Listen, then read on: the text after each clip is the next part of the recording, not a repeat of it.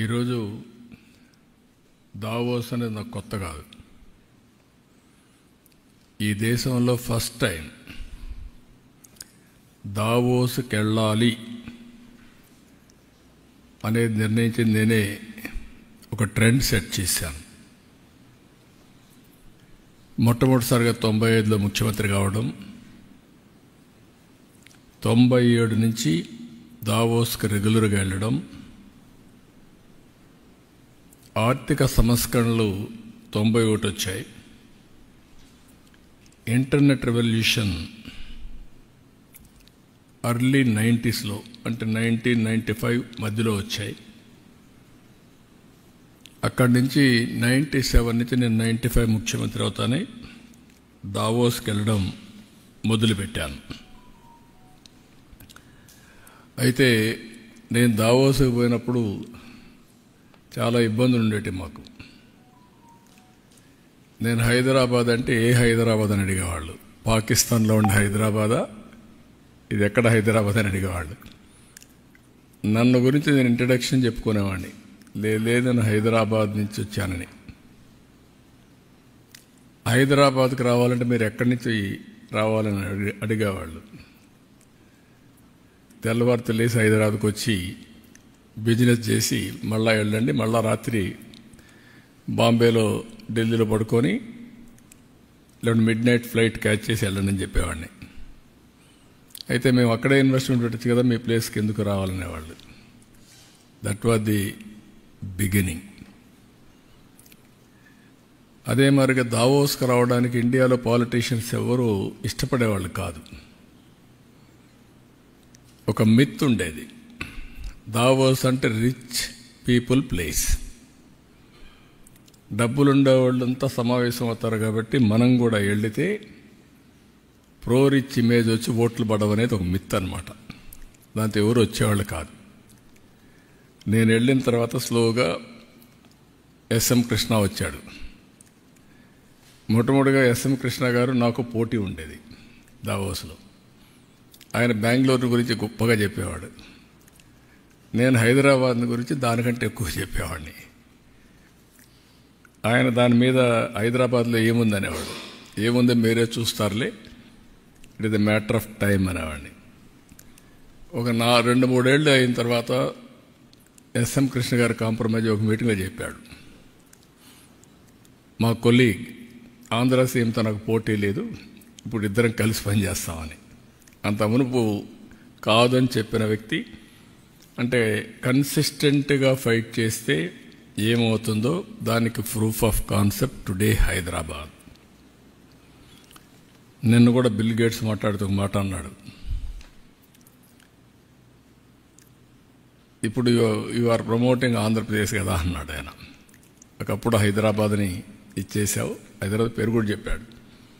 అంటే నేను అన్నాను, ఎస్ హైదరాబాద్ అనేది ఉంది, తెలుగు జాతి అక్కడ ఉంటారు, అక్కడ ఉండే వాళ్ళు ఎంజాయ్ చేస్తారు. I'm promoting Andhra Pradesh because people elected me అని చెప్పా. అంటే ఇవన్నీ ఎందుకు చెప్తున్నానంటే, ఇప్పుడు 4వసారి ముఖ్యమంత్రి అయిన తర్వాత మళ్ళీ నేను కొత్త బ్రాండ్ని ప్రమోట్ చేయాల్సి వస్తూ ఉంది. టోటల్గా డెమాలిష్ అయినటువంటి ఆంధ్రప్రదేశ్ బ్రాండ్ని, డెస్ట్రాయ్ అయిన బ్రాండ్ని ఇప్పుడు మళ్ళీ ఇండియాలోనే కాకుండా ప్రపంచం మొత్తం కాదు, మేము ఉన్నాం, మీరు రండి, మేము అన్ని విధాలా సహకరిస్తాం అని చెప్పే పరిస్థితికి వచ్చింది. దాన్ని ఎడ్యుకేట్ చేయడానికి ఎన్ని ఫోరమ్స్ ఉంటే అన్ని ఫోరమ్స్ ఉపయోగించుకుంటున్నాను. ఈరోజు మీరు చూసినప్పుడు, నేను అక్కడికి వెళ్ళినప్పుడు 27 మీటింగ్స్ అయినాయి నాకు. 1-to-1 meetings 27. ఇంకొక పక్కన 4 రౌండ్ టేబుల్ కాన్ఫరెన్స్ అయినాయి,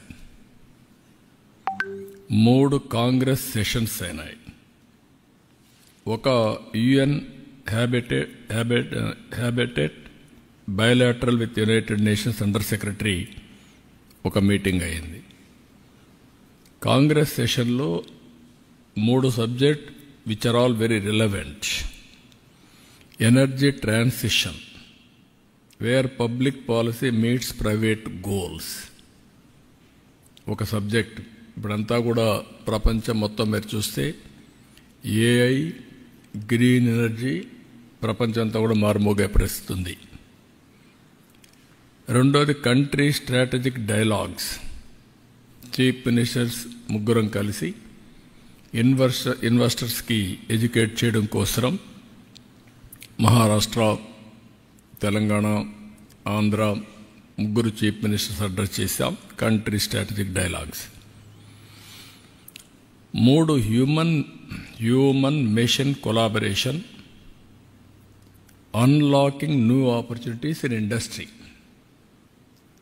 ఒకప్పుడు ఐటీ గురించి మాట్లాడేవాళ్ళం, ఇప్పుడు ఆటోమేషన్,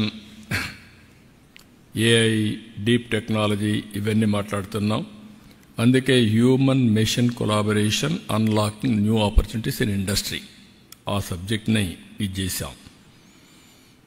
ఇంకొక పక్కన రౌండ్ టేబుల్ కాన్ఫరెన్సెస్లో మీరు చూస్తే pathway to India's green industrialization, green energy to green hydrogen and green manufacturing.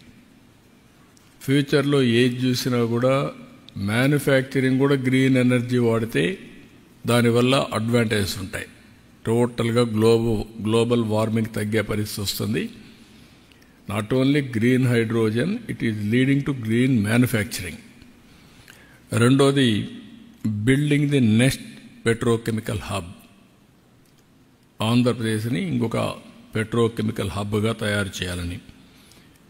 మూడోది pioneering the blue economy of tomorrow, Andhra Pradesh rule. Ocean economy, blue economy అది ఫ్యూచర్ భవిష్యత్తు. అబండెంట్ ఆపర్చునిటీస్ ఉన్నాయి ఆంధ్రప్రదేశ్కి. ఎందుకంటే 1000 కిలోమీటర్ల సీ కోస్ట్, అది కూడా ఈస్ట్ కోస్ట్లో ఉన్నాం. ఇది ప్రపంచానికే గేట్వేగా తయారవుతుంది. దీన్ని ఎంత ఉపయోగించుకుంటే అంత సముద్రాన్ని ఉపయోగించుకొని మనం ముందుకు పోయే పరిస్థితి వస్తుంది. అందుకనే బ్లూ ఎకానమీ పైన ఏమేం చేయగలుగుతాయో కూడా ఫోకస్ పెట్టాం. ఇంకొక పైన achieving SDGs by catalysing nature అనే system scale. APCNF, Andhra Pradesh community managed natural farming. Natural farming ప్రపంచానికి ఒక నమూనా Andhra Pradesh. People are very happy. 1 farmer to 1 million. ఈ రోజుకి ఒక వ్యక్తితో స్టార్ట్ చేసి 10 లక్షల ఫార్మర్స్కి రీచ్ అయ్యాం. ఇది రాబోయే 5 ఏళ్లలో 40 లక్షల ఫార్మర్స్కి రీచ్ అయ్యే పరిస్థితి వస్తుంది. ఇది ప్రపంచానికి ఒక నమూనా.